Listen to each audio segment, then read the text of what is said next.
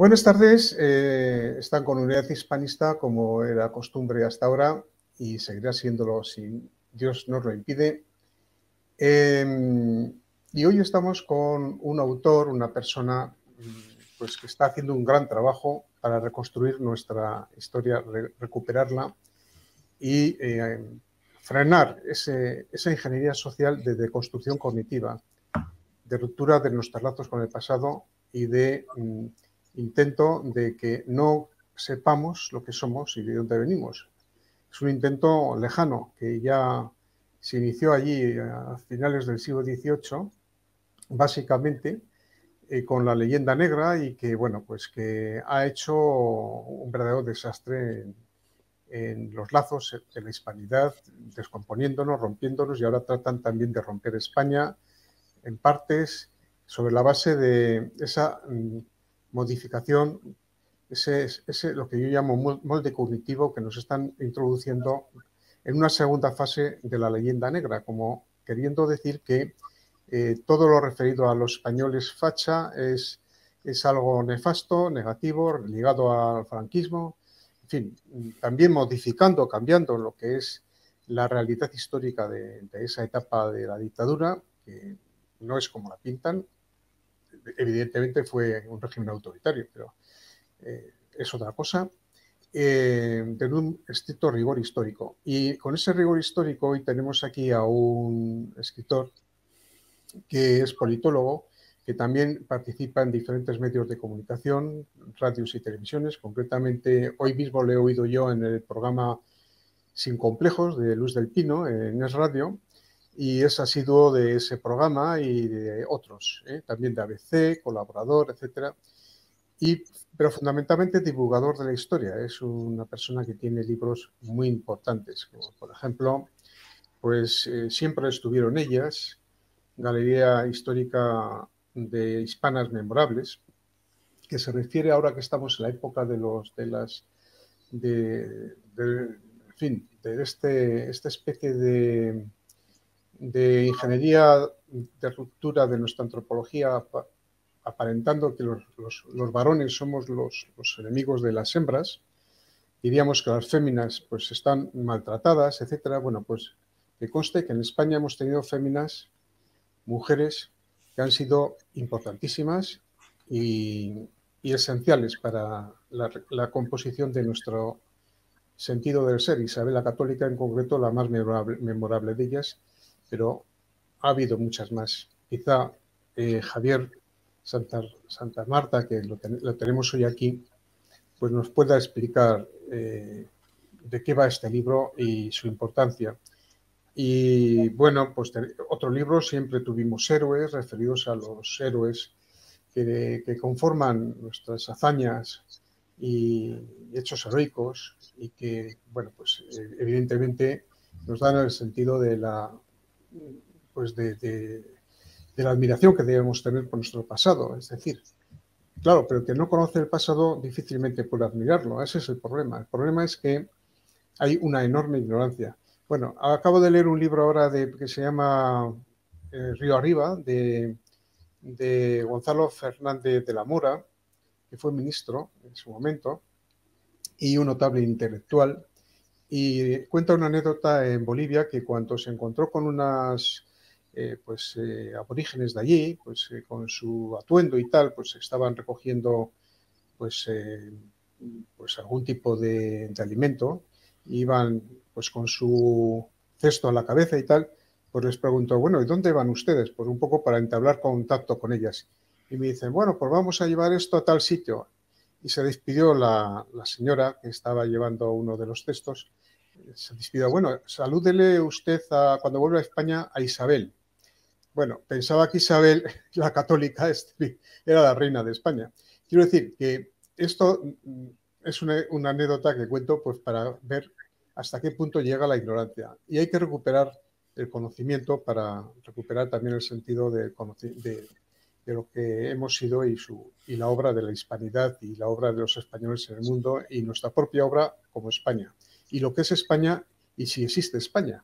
Es una cuestión de la que podemos hablar ahora con Javier. Buenas tardes, Javier. Bienvenido a nuestra asociación. Muy buenas tardes, Ernesto. Muchísimas gracias por la invitación a estar en Unidad Hispanista con todos vosotros. Pues háblanos de tu libro, por favor, que por cierto, lo voy a poner aquí en pantalla. Sí, porque creo que no has dicho el título. No lo he dicho, el título del libro principal. Vamos a hablar de él. Fake News del Imperio Español, embustes y patrañas. Este libro está ahora en librerías y, bueno, pues invito a comprarlo. Se puede encontrar fácilmente. Porque me parece que lo que yo pensaba mostrar no aparece. Seguramente estará en segundo plano. A mí, si me permites, Ernesto, ya que le has introducido ya hablar de España. Aquí, perdón. Aquí está. Joder. Sí, perfecto. Yo le preguntaría a Javier, si me permites, Ernesto, que tú, digamos, has denunciado el mal uso de la expresión nación española, como los que quieren hacer ver que la nación española es una cosa reciente o España es una cosa reciente. Y entonces mi primera pregunta sería, hay una leyenda negra contra España, pero España cuando nace, ¿qué es España? ¿No? Parece que tenemos que preguntarnos lamentablemente, ¿no? Sí, es que toca yo muy buenas también. Parece que ya ahora mismo estudiando y viendo un poco sobre lo que era el problema negro legendario que está sobre nuestra historia, me he encontrado que uno de los aspectos que sigue cada vez, incluso cada vez apareciendo de una manera más recurrente, es la misma negación de España, ¿no? De la propia existencia de España, de su historia. Lo estamos viendo incluso en las nuevas y los nuevos sistemas educativos y tal. Entonces parece ser que todo el pasado que conforma los cimientos de una nación, claro, una nación no sale ex novo, no sale, no, mire, es que esto surge el 19 de marzo de 1812 o tal, o cuando el 2 de enero de 1492. No, porque muchas veces caemos en los tópicos, por ejemplo, igual cuando se habla de que ya cuando cae Granada ya aparece esa España unificada, pues no está unificada. Entonces, claro, pues nos faltaba Navarra. Y Navarra, pues morirá Isabel, precisamente la católica, morirá sin conocer a Navarra incluida y tal. Incluso el hecho que siempre se buscaba, que era ese reino perdido, que era Portugal, pues estuvo durante un tiempo, pero se acabará perdiendo. Y porque los propios portugueses se quejaban durante la Edad Media y durante la Reconquista, término también ahora también puesto en entredicho, de que los reyes castellanos y leoneses se hablaran y se tildaran de emperador de toda España porque ellos también eran reyes de España. O sea, eso ahora nos lo puede parecer una cosa sorprendente. Entonces, claro, como se está intentando efectivamente luchar, ¿no?, contra la importancia que ha tenido España, pues ya directamente se dice, no, es que España como tal, bueno, ha llegado un medievalista a decir, José Luis Corral, que realmente el concepto de España como tal y de España moderna, contemporánea, desde 1978.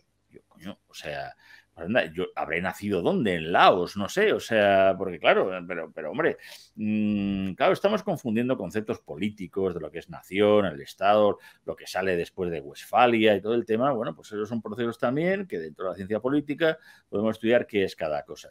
¿Era la Hispania romana España? Pues no era España, pero todo lo que va a ser el constructo, odio la palabra, pero al final hay que decirla, que se va produciendo a lo largo de siglos, es lo que va a conformar lo que hoy conocemos en España. O sea, España no la podemos entender, evidentemente, no sé, la escuela de Salamanca del siglo XVI, que tiene una importancia trascendental en el mundo, pues no eran señores que fueran con el DNI, ¿no?, que hubieran nacido en España. Pero es verdad que toda esa idea de lo español y de lo hispano, que va a trascender tras el descubrimiento de América, es algo que se va produciendo tan día a día que, claro, Cortés, por ejemplo, llega y ¿a qué nombra esos nuevos territorios del Imperio Mexica? Le llama Nueva España. O sea, no se inventa el concepto, no es que está diciendo no, es que esto llego y... No, no, o sea, hay una idea de España. Hay una idea de España que se ve reflejado en documentos desde siempre, incluso desde aquella reconquista, creo que era la restitución de la monarquía visigótica, de esa España perdida, que es verdad que el siglo XIX pues intenta romantizar de alguna manera. Pero claro, la negación de España, mire usted, es que esto no somos como los americanos, que pueden decir, no sé, pues el día de cuando se independizan, porque nosotros no nos independizamos. De hecho, incluso a mí lo de la guerra de la independencia de 1808 me da mucha rabia, porque es un nombre que se pone en el siglo XIX a raíz incluso de esas independencias también americanas, que yo creo que tampoco son independencias. Es una guerra civil española, hispana. Es una guerra de secesión, literalmente, de territorios que formaran parte de una misma corona, pero nosotros no tenemos una fecha de decir, no, hay muchas fechas en la historia que da igual si son las Navas de Tolosa de 1212 o si lo quieres poner, pues eso, el momento dado de ese concepto de nación más decimonónico de la Pepa, pero todo tiene un correlato, si no sería imposible entender lo que somos hoy en día. El libro este que acabamos de comentar, que ahora lo voy a incluir en pantalla, ¿de qué habla, por favor? O sea, cuéntanos un poco el libro. Pues claro, España cuando se empieza a constituir como tal, pues empieza a tener una importancia, vamos, literalmente imperial. O sea, claro, los reinos han estado en lucha y, bueno, las fake news, que es un concepto que lo he puesto toda la mala uva, un poco como ahora es lo que está de moda, con lo que ha pasado en su momento con Trump, con Putin. Esto ahora mismo se queda casi como un concepto politológico, esto de las fake news, pero esto es lo que yo digo también son los embustes, las patrañas, ¿no? Los bulos de toda la vida que siempre han ocurrido y que siempre se utilizan para pues, hacer que tu causa pues, quede ahí como la principal. No sé, cito incluso hasta en la época de la Edad Media, tenemos un rey, Pedro I, que tiene 2 sobrenombres. Todos los reyes en la historia han tenido sobrenombres. Está el del Pedro el Cruel y Pedro el Justiciero. ¿Por qué? Porque, claro, no, dependía de si fueran sus detractores o sus partidarios quienes contaban una historia a otra. Es verdad que ahora de Pedro I el Cruel parece que nada más nos hemos quedado con esa parte del Cruel y no conocemos mucha más de su historia. O sea, eso es la manera también de crear, pues eso, una imagen, una idea. Claro, cuando empieza también incluso, por ejemplo, Aragón en el Mediterráneo a hacerse los suyos, claro, italianos, venecianos, todo el tema, no le hacían ninguna gracia. Y entonces empezaban a hablar mal de qué, pues eso, de esta gente, pues son malos, son salvajes, son la venganza catalana, en fin, porque hay que exagerar algo contra lo que te quieres enfrentar. Claro, el descubrimiento de América y las luchas incluso que se tiene también por algo importante, porque hay una guerra de religión y del concepto, lo que surge con el tema de la contrarreforma. Lutero va a ser uno de los grandes propagandistas de la leyenda negra, gracias a un invento que ha revolucionado el nuevo sistema. La imprenta ya se conocía, pero el sistema de tipos móviles, que es el que introduce Gutenberg, pues permite que las ideas lleguen muy fácilmente incluso al pueblo llano. Los libros son más complicados que llegan, pero las imágenes no. Las imágenes son fáciles. Lo estamos viendo hoy en día en WhatsApp, en las redes sociales, te llegan esos memes, esa idea.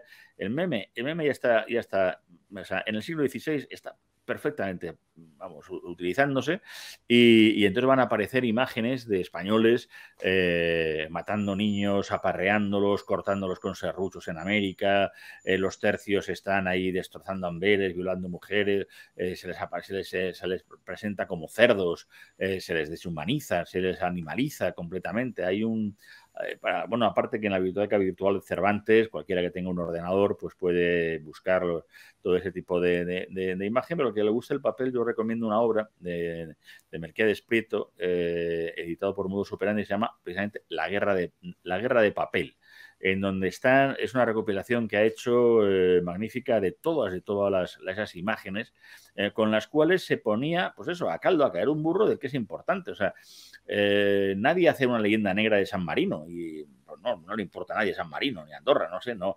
Se le hace una leyenda negra a quien verdaderamente es tu enemigo, ¿no? En este caso, claro, pues esos Países Bajos, esa Inglaterra, esa Francia, va a estar en lucha permanente y va a estar en lucha durante siglos, que eso es lo que nos damos cuenta, que el Imperio Español es que va a ser muy longevo. Va a ser muy longevo en un momento dado, además, creando además algo que antes lo has citado un poco, lo que era la globalización, pero es que la globalización es un invento español, con sus características en las que se permitía que, evidentemente, bueno, pues era diferente pues un español de México, de Perú, de Castilla o de Aragón o de Navarra, con esas características cada uno independientes, pero era un mundo global que llega hasta las Filipinas, que lo hemos visto muy bien precisamente en ese documental de José Luis Pérez Linares de España, la primera globalización. Claro, es que la primera moneda, la primera divisa internacional, el Bitcoin de la época, fue el real de A8.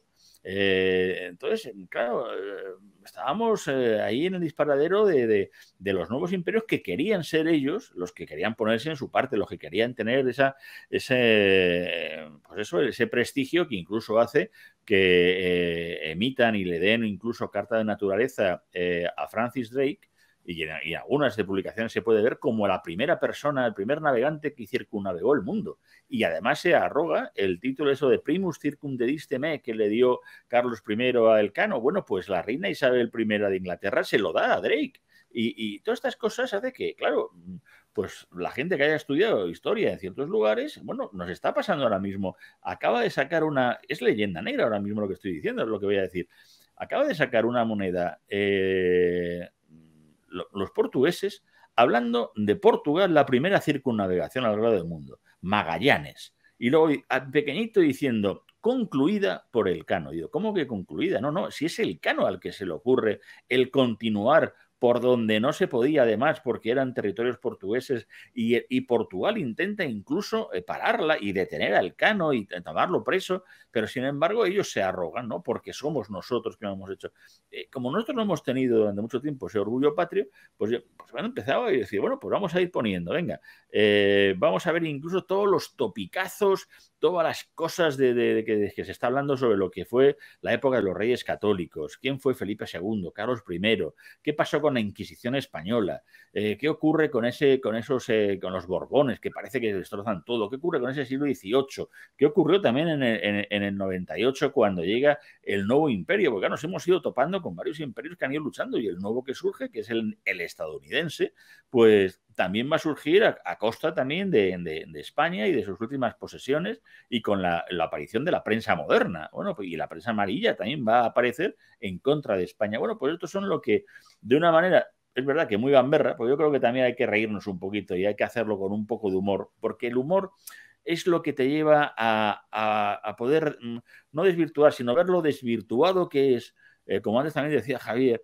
estas cosas también de cómo se ha ideologizado, cómo se ha ido viendo toda nuestra historia de una manera en que al final, claro, si empezamos diciendo, dice, bueno, pues venga, lo admito, los reyes católicos son fachas, venga, y ahora vamos a hablar de ello. Y entonces, claro, lo desmontas mucho más fácilmente, porque además el lector, aparte de que se ríe y se cabrea al mismo tiempo, diciendo la verdad que somos tontos y la verdad que qué absurdo las cosas que se han hecho y que se siguen haciendo, y lo peor, por nosotros mismos, por los españoles.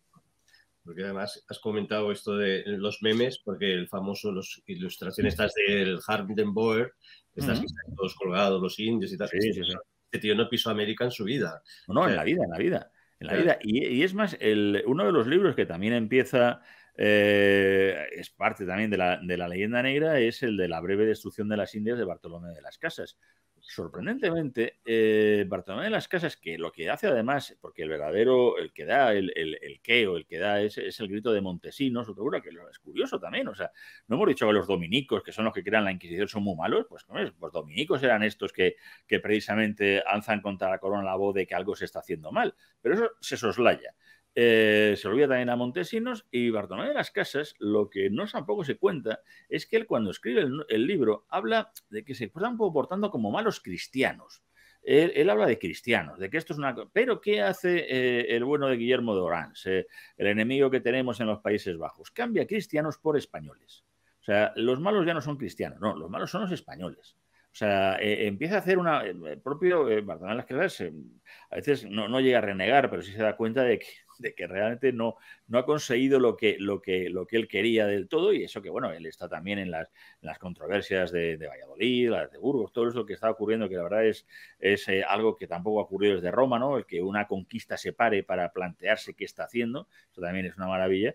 Y el propio Voltaire, que no es nada amigo de España, pues de los primeros que dice, estas cosas que dice Bartolomé, que estas cifras son increíbles, ¿no? Pero todos esos dibujos, claro, hoy estamos viendo imágenes, no sé, pues eso, de lo que ocurre en Ucrania y no sabemos qué es verdad y qué es mentira y nos sorprenden, pero para una persona del siglo XVI, ver aquellas imágenes, para eso era el Evangelio. Claro, es una imagen impresa en un libro. Oiga, esto sale en un sitio que es un libro, vamos, en esas octavillas que repartía. Lutero fue muy dado también a hacer ese tipo de cosas. De hecho, incluso la portada famosa esta que está basada en un grabado, ahora a ver si lo busco, original, en donde se ve al duque de Alba comiéndose a unos niños, pues hemos puesto aquí los niños y todo el tema, ¿no? Es un grabado anónimo, pero es de la época, en el que se ve efectivamente ahí como está el duque de Alba comiéndose a los niños como si fueran bocadillos de calamares, ¿no? Entonces, sobre esto hemos hablado, porque ahí, y por eso además sigue la leyenda de que viene el duque de Alba, ¿no? Como si viniera el coco que se come a los niños. Entonces diciendo, oiga, pero este señor, ¿cómo se va a comer a los niños? Ya, pero mira, esas imágenes han llegado tanto que acabaron en el subconsciente colectivo de un país como fueron los países, hoy en día los Países Bajos, ¿no? Entonces, sí, pero esas imágenes, pero digo que es muy, muy interesante ese libro de la Guerra de Papel, claro, eran fundamentales. Sí. ¿Hasta qué punto contribuyeron pues los Borbones, sobre todo pues a partir de Carlos IV y luego los de la generación del 98 en esa labor de no intencionada, pero sí de alguna forma pues como factor de asumir los propios españoles esas mentiras organizadas y estructuradas en esos mensajes? La época de los Borbones, yo ahí a veces disiento algo con, por ejemplo, los planteamientos que hace Elvira Roca, para que el establecimiento de Felipe V y de la nueva dinastía se hace sobre la base de la legitimidad de que somos herederos de los Austrias. O sea, yo soy quien soy, o sea, yo tengo el parentesco con Felipe IV, o sea, yo tengo esa realidad de ser. Es cierto que, claro, el mundo cambia, que está cambiando también, pero no hay la decadencia. De hecho, la mayor extensión territorial del Imperio Español se produce con Carlos III. Estamos hablando desde Nootka, o sea, a Tierra del Fuego. Nos estamos pegando con los rusos que están casi en su sitio natural diciéndoles, no, oye, que esto es territorio español. O sea, el gran problema era que, claro, la falta que teníamos, decía el propio cardenal Richelieu, diciendo, no, España quiere dominar el mundo, pero afortunadamente no tiene población para ello. O sea, no, porque es verdad que siempre hemos tenido un problema demográfico de primer orden y que se sigue manteniendo para un país de la extensión que tiene España, y sin embargo nuestra demografía es tremenda, es terrible. Entonces, durante el siglo XVIII, que es un gran desconocido, es verdad que los franceses, en ese momento de la Ilustración, pues nos van a poner a caldo. Cuando se está creando precisamente uno de los hitos de la Ilustración más importantes es el de la enciclopedia, ¿no? La enciclopedia francesa, en fin, que vamos, de qué vamos a poder estar hablando si no es de ese hito del conocimiento, del TEDA. Bueno, pues en esa enciclopedia francesa, la entrada correspondiente a España, podemos leer: ¿qué le debemos a España? En 2 siglos, en 4, en 10, ¿qué ha hecho por Europa? O sea, ya digo, además está remontándose a que esto sí que entienden que España es milenaria casi, pero dice, nada se le debe. Tal vez sea la nación más ignorante de Europa. Las artes, las ciencias, el comercio se han apagado en esta tierra. Esto que incluso, claro, no es que sea una exageración, es absurdo, en una serie de televisión que los que tenemos ya canas recordamos con cierto cariño, que era la de Érase una vez el hombre, televisión y serie francesa, en el episodio 15, que es el dedicado a España, tiene el mismo planteamiento. trata el momento dado del siglo de oro español, pero no hay artes, no hay ciencia. O sea, al final lo tienen que decir un poco y tal, pero no hay Velázquez, no hay Cervantes, no hay Lope, no hay Calderón, ¿no? O sea, diciendo, pero ¿qué está usted diciendo?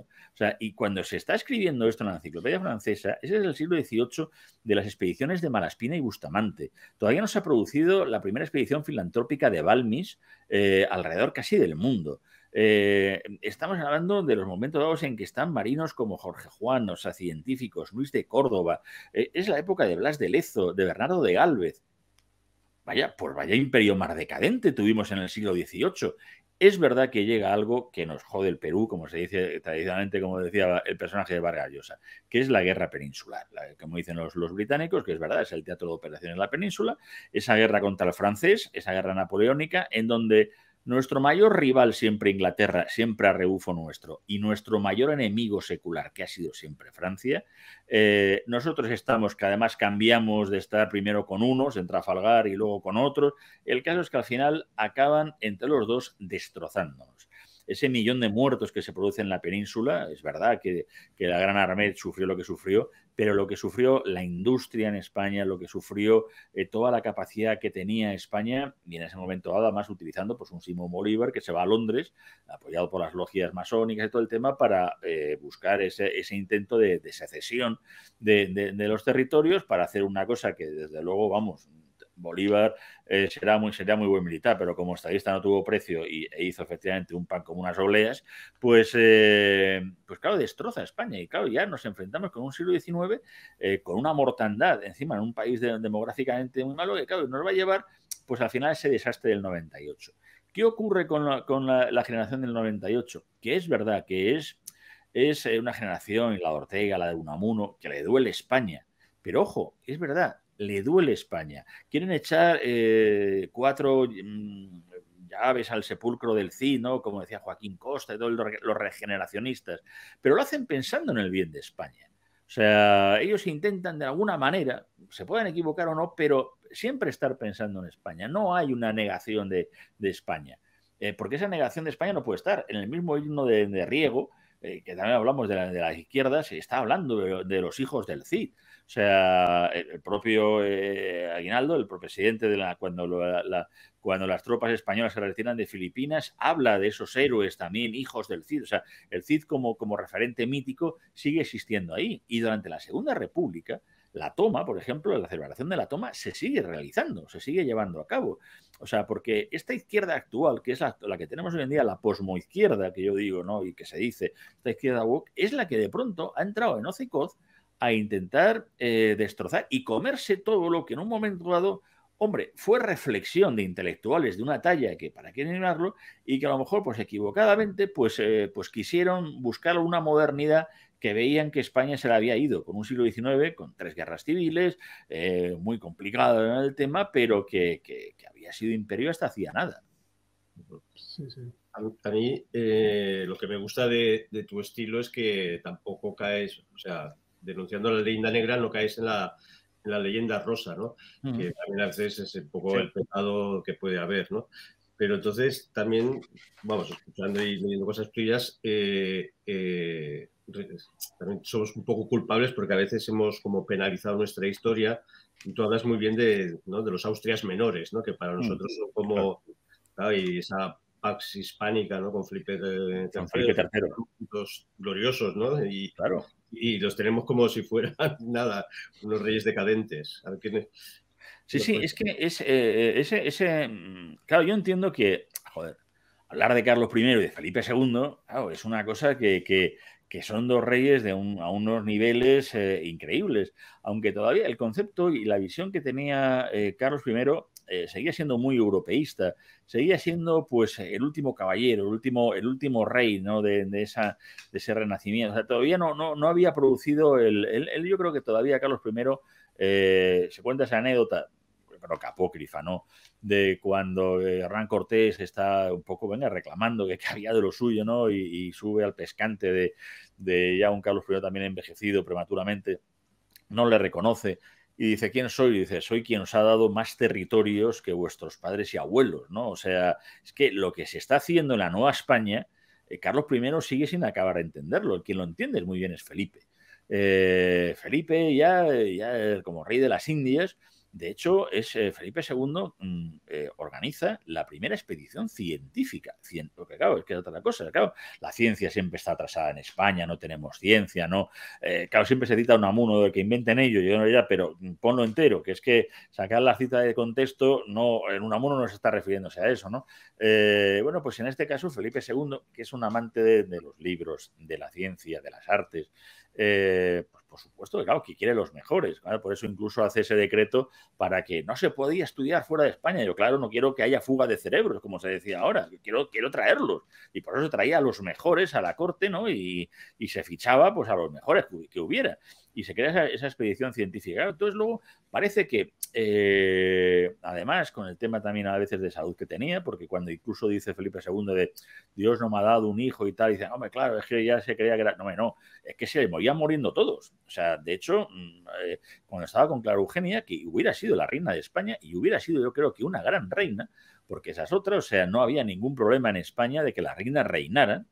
Antes Ernesto ha citado el de siempre estuvieron ellas, y es que efectivamente, mientras que en el resto de Europa aquí siempre hemos hablado, oye, Leonor de Aquitania, qué bonita, pero es que aquí hubo reinas que reinaban, no que se dedicaban al laúd, o sea, como Urraca de León, como Berenguela de Castilla. Aquí hemos tenido personas y personajes de una importancia tremenda, ¿no? O sea, por supuesto, estamos incluso desde reinas con una importancia como María de Molina, que está además su representación en el Salón del Congreso de los Diputados, o Isabel de Castilla, claro, Isabel I, que trasciende, por supuesto, en lo que es su testamento, es la que crea incluso la sanidad militar.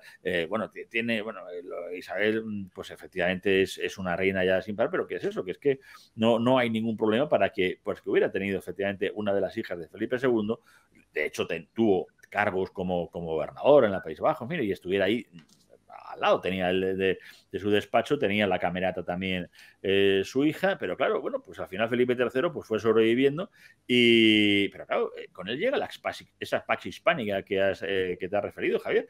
Con Felipe IV es el que se le conoce como el Rey Planeta. Felipe IV es un mecenas de las artes, es una persona que al final nada más nos quedamos en que era un mujeriego, era el rey pasmado y que vio una mujer desnuda. Oiga, muy bien, hombre, a Torrente Ballester nos leemos la novela, pero es que dejemos de confundir novelas y series del Capitán Blot y tal, luchando contra los malvados españoles y tal en el tema, porque la piratería no tuvo ningún problema. Y Felipe IV, pues sería un mujeriego y estaría con la Calderona y tal, pero sin embargo, es que, insisto, es la época en donde tenemos nuestro siglo de oro literario y artístico, o sea, y eso es gracias al mecenazgo. Carlos II es otra de las grandes figuras olvidadas, el hechizado, como era tonto, pues mira, tuvo mejores válidos que Felipe III y que Felipe IV, no tuvo ni un Lerma, que era un listo, ni un Olivares que se acaba metiendo en líos, que es verdad que Olivares claro, que se tiene que enfrentar con un Richelieu.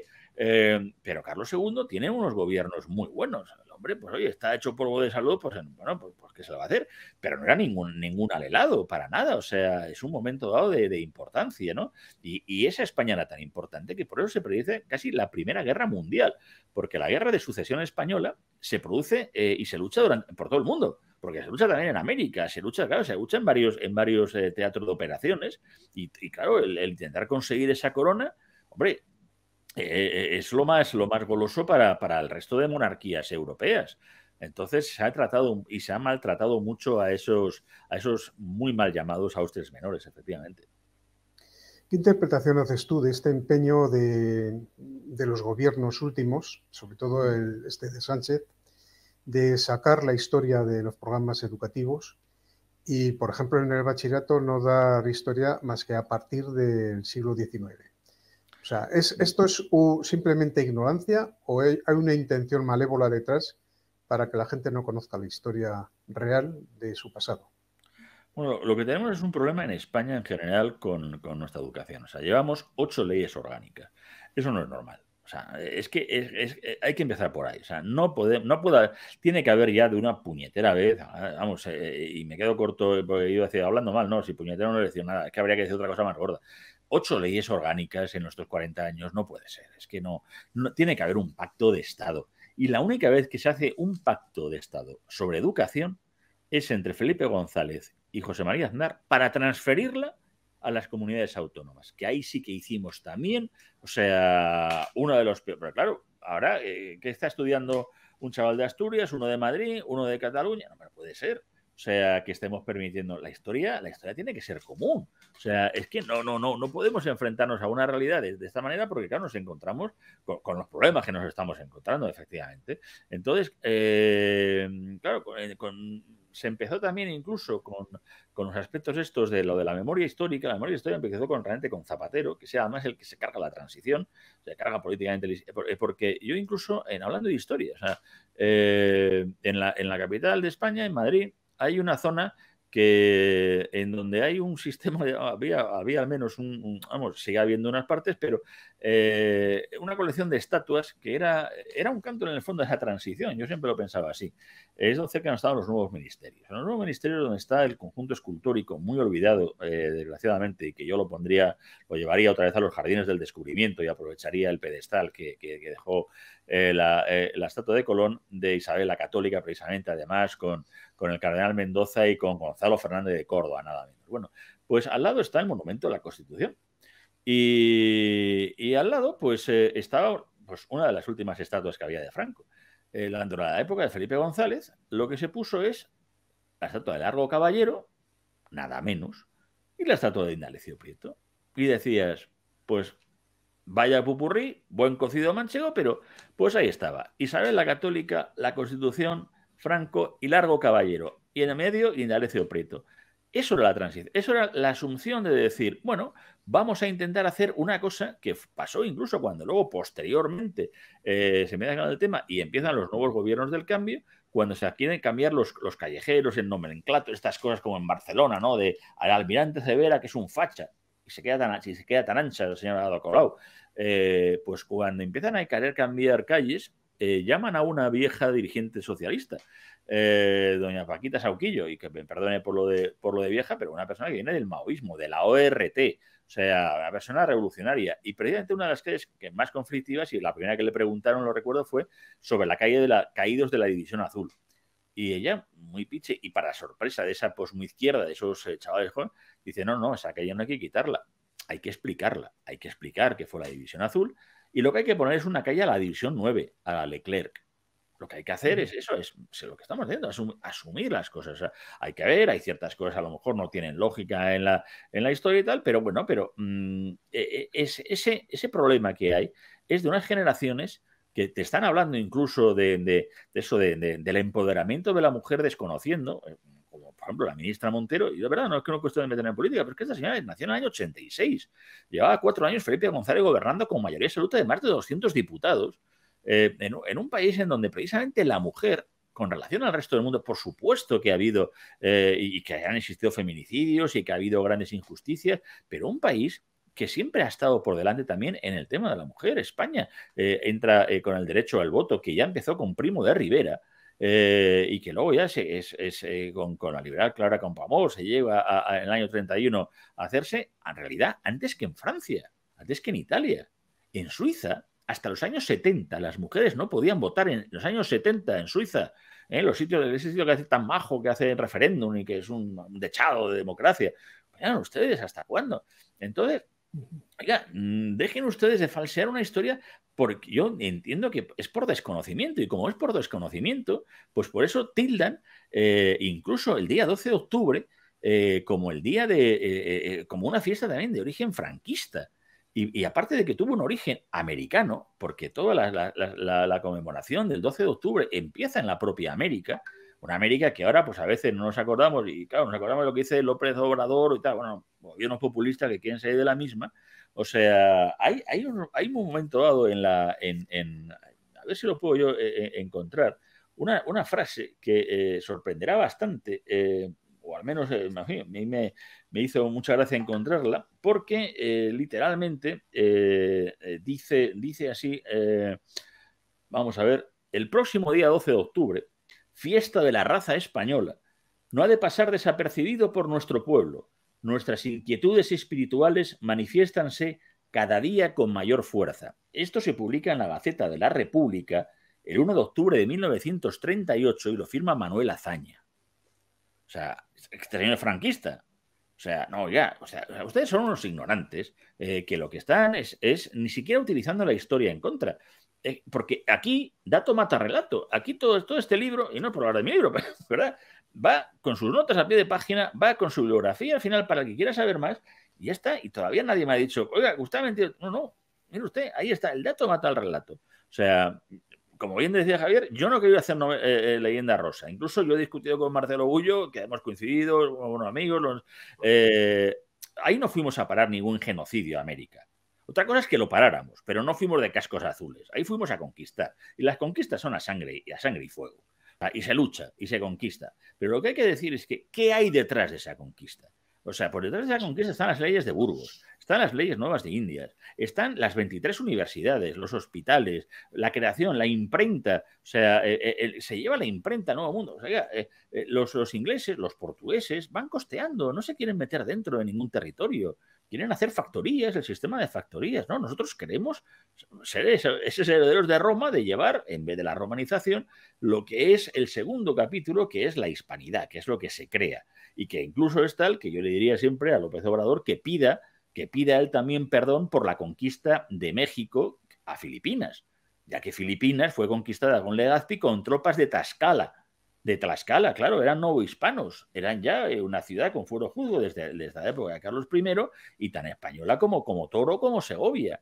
Eso es lo que hay que poner en valor y eso es lo que esta posmoizquierda le da a Lipori, porque tiene que buscar un enemigo y en este caso el enemigo es el autoodio que hay y que día a día pues va apareciendo con más, porque el nacionalismo también periférico, y perdona que me líe, catalán, que sobre todo especialmente, y a veces vasco, tiene que buscar también el decir, es que esta gente, miradles qué bárbaros, lo que hicieron, qué genocidas, lo mismo que están haciendo con nuestro pueblo. Yo digo, pero si vuestro pueblo es el nuestro y todos estuvimos allí, o sea, ¿de qué estáis hablando? Bueno,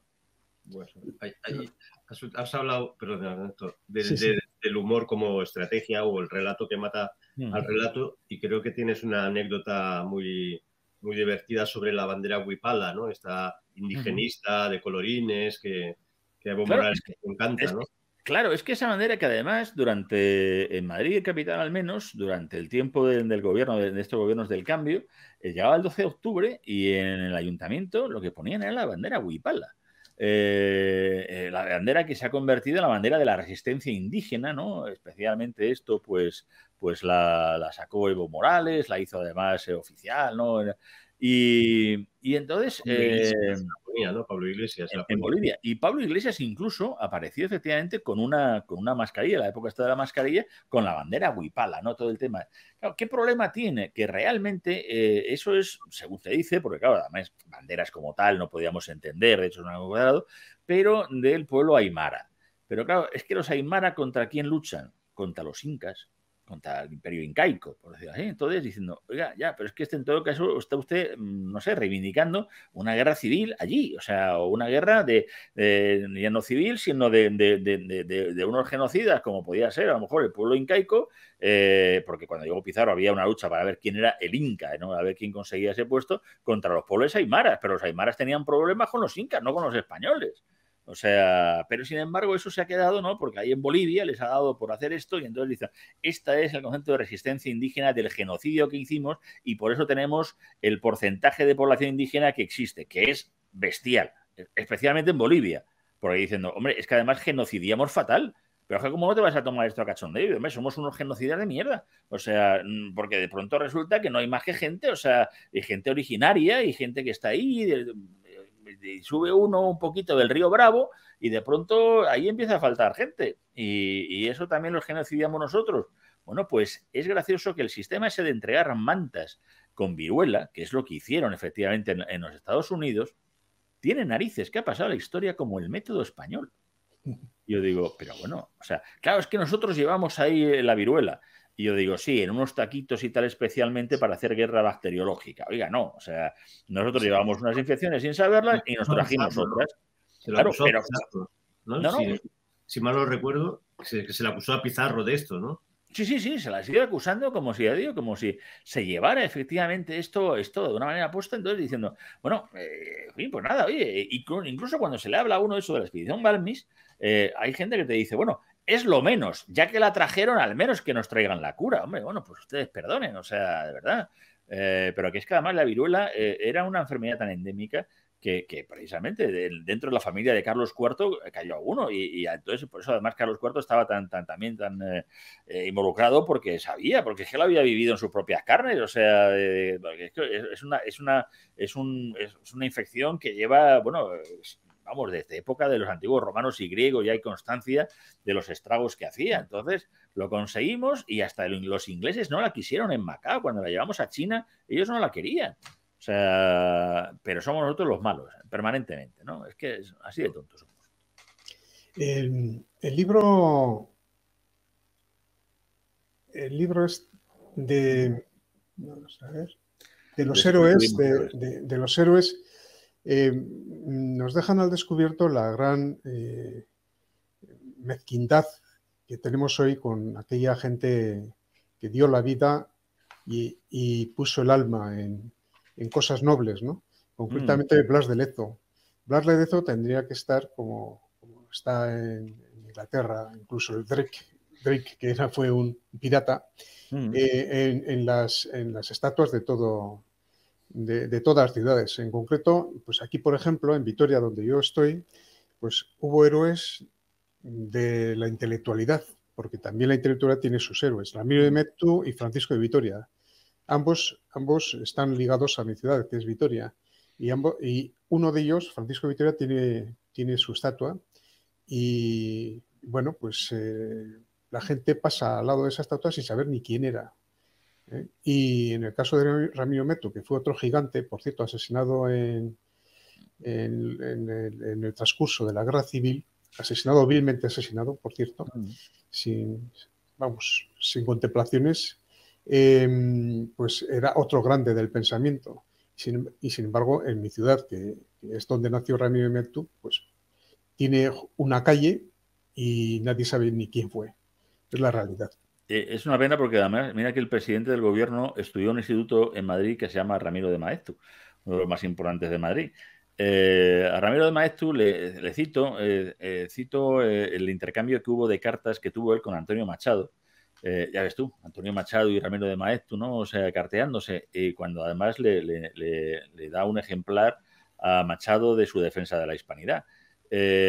Citando efectivamente ese problema que hay de esa falta de reconocimiento a esa labor que se hace.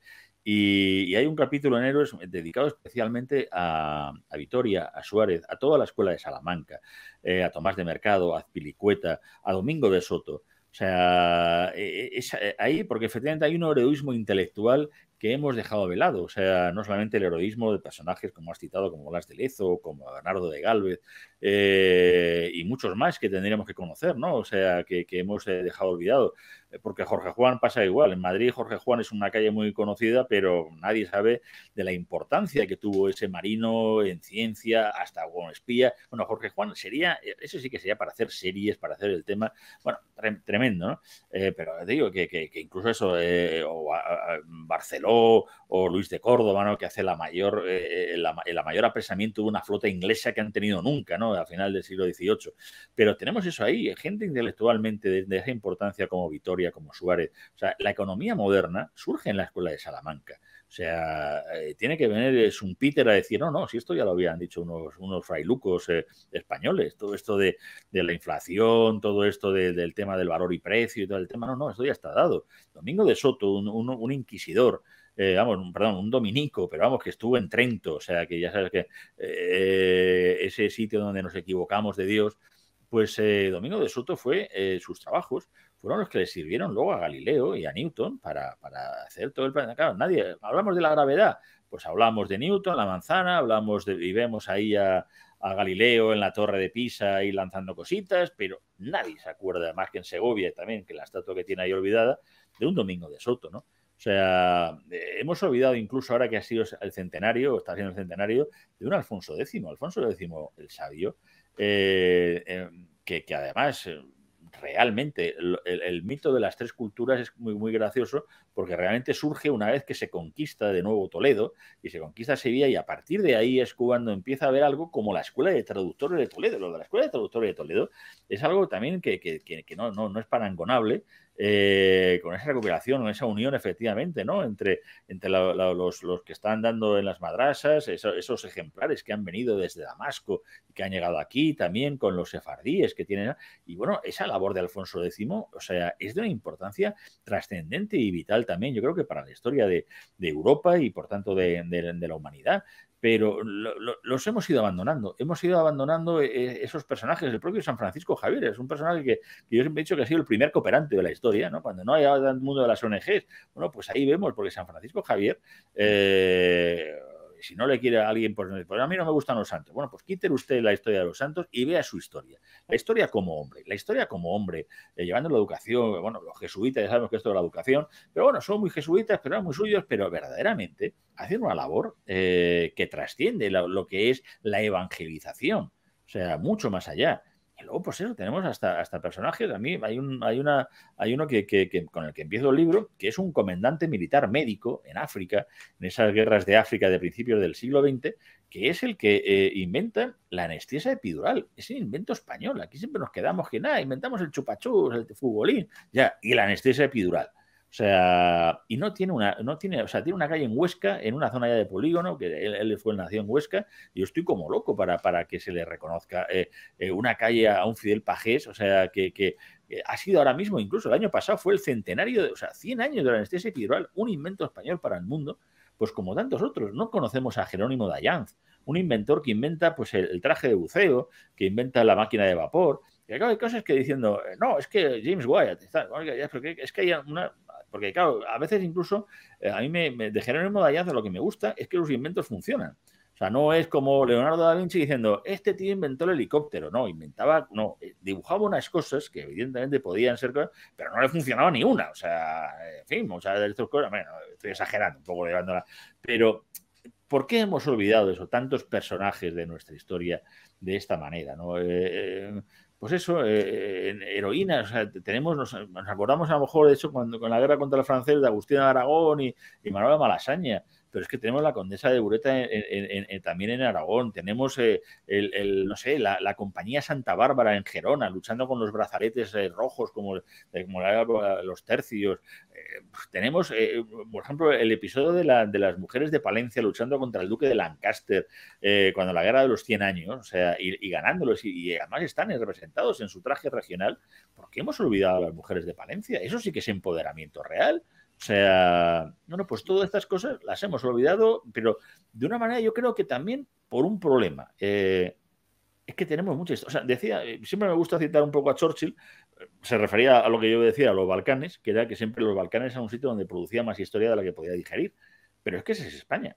España tenemos tanta historia que yo entiendo también que para hacer un plan educativo de estudiar la historia de España es muy complicado. Porque ¿qué dejamos de lado? O sea, ¿qué no estudiamos? Es que ya no es que se diga, dice, la anécdota esa de los reyes godos, la historia. No, es que el problema está en que es muy difícil a mí explicarlo. Pero, hombre, al menos quedémonos en la importancia de los concilios, en el Cuarto Concilio de Toledo especialmente, en el Gano 75, que es el embrión de lo que sería una constitución, como hoy conocemos. O sea, estamos hablando, o sea, del siglo V. Intentamos ver un poco y estudiar toda esa época también de lo que fue el sistema, el pasado andalusí y de lo que eso supone también con contraprestaciones, pero... Claro, es que, ¿qué dejamos de lado? Es que la historia de América, incluso los años de virreinato, yo, la verdad, cualquiera que vaya a Madrid, por favor, ir a visitar el Museo de América, uno de los museos más desconocidos que hay, y donde se ve efectivamente esa grandeza de lo que surge, que es ese mestizaje que no se produce en ningún otro sitio, mediante el arte. O sea, el Museo de América es una maravilla. Se ha hecho una exposición en el Museo del Prado, se llama El Tornaviaje, porque además también es el gran también desconocido, que el Spanish Main, o sea, el dominio español, el lago español, que era el Océano Pacífico, realmente no fue empezado a ser reconquistado por parte de los británicos. Bueno, no reconquistado, que nunca fue suyo, sino conquistado a partir de que nos roban los mapas de marear en 1765 en Manila. Entonces, James Cook no se podía ir a ningún lado. Y nosotros habíamos estado ya hasta en la Antártida, o sea, con Gabriel de Castilla. Es muy difícil. Yo lo entiendo que hacer historia de España y hacer pero al menos creemos la curiosidad para que la gente, los chavales, sepan que hay algo más y que vayan a buscar a esos héroes o a esos personajes o a esos grandes movimientos que también, no hay que buscar solamente héroes, esos grandes movimientos que se produce como consecuencia de los actos que realiza la Corona de España y los propios españoles.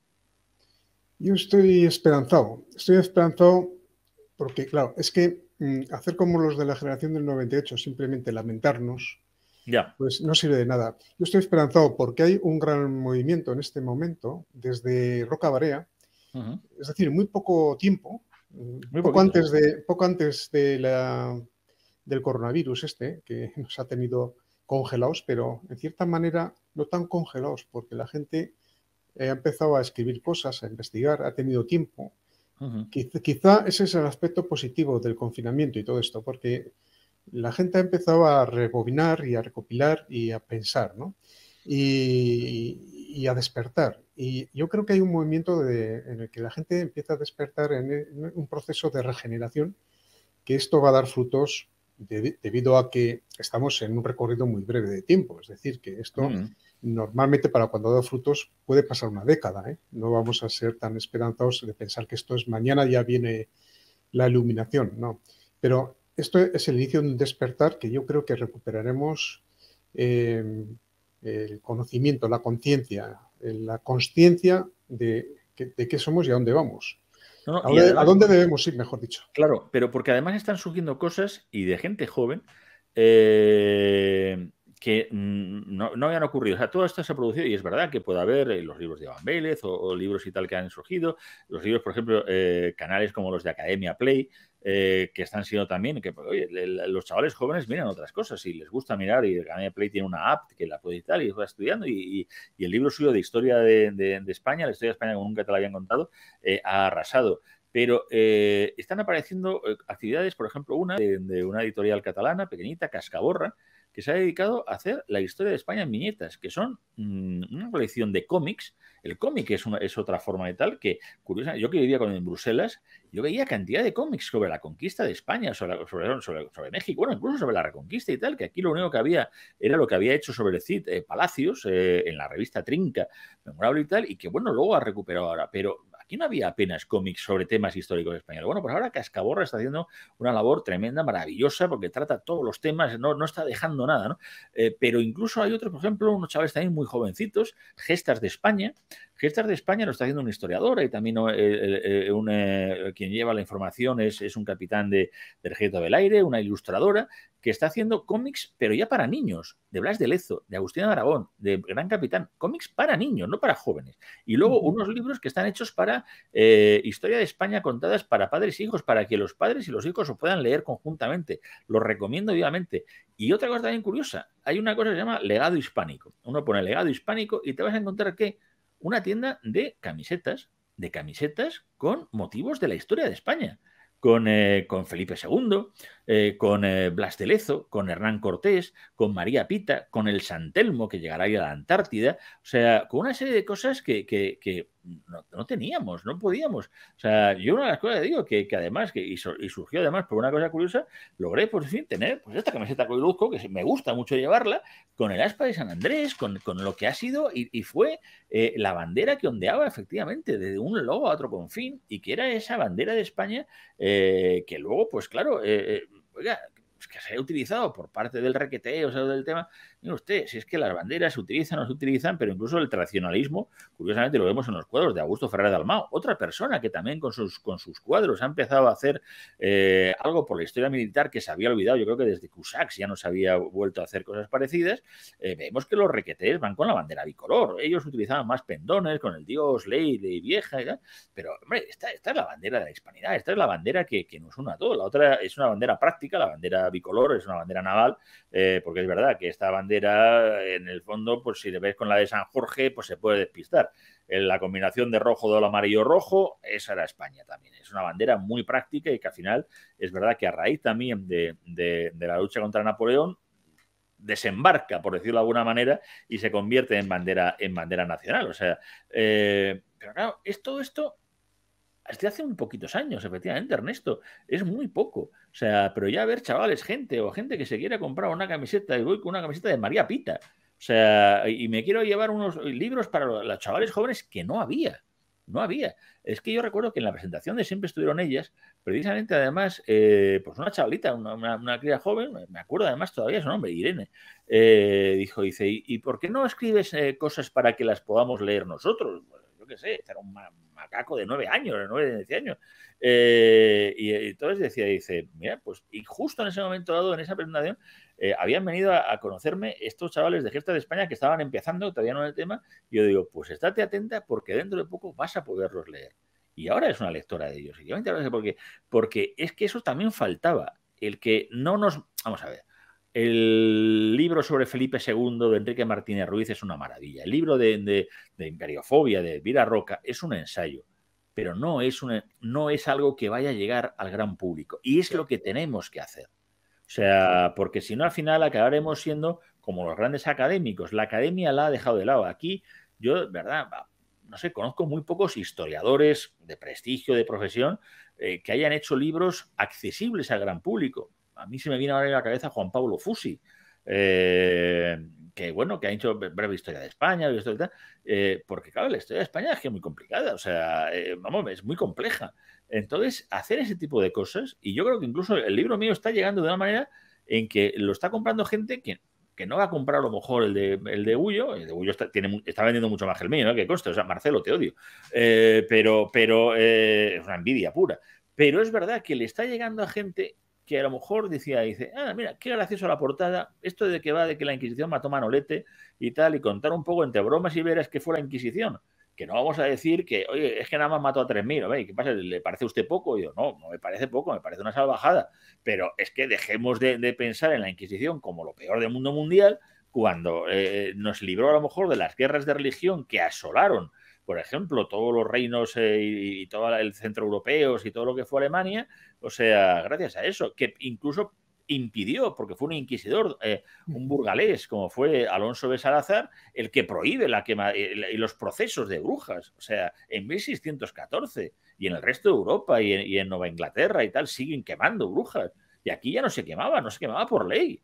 Bueno, todo eso lo hemos olvidado, pero todo eso ya te digo que está, como tú bien dices, siendo algo que yo creo que en 10 años la gente va a empezar a decir, ¿pero qué dices, hombre? Esto cuando alguien le venga con el nada que celebrar, yo digo, ¿pero de qué estás hablando, hombre? Y yo, pero eso sí, lo que no tenemos que hacer es leyenda rosa. O sea, lo que no podemos caer es en que ahí fuimos a llevar la evangelización y 2 huevos duros.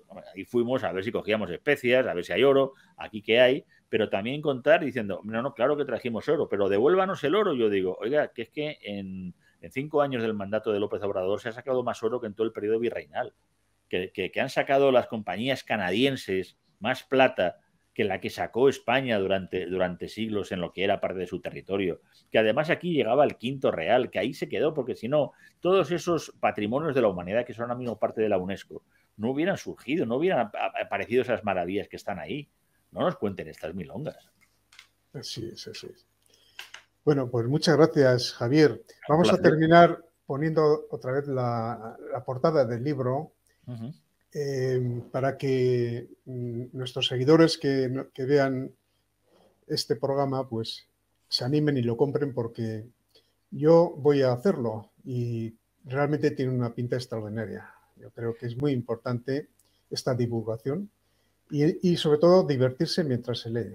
Sí, yo creo que se lo pasarán bien. De hecho, incluso, como además es verdad que, como has comentado, pues yo estoy en la radio y me ha gustado mucho, pues en los de Audible de Amazon, pues me pidieron el hacer el audiolibro.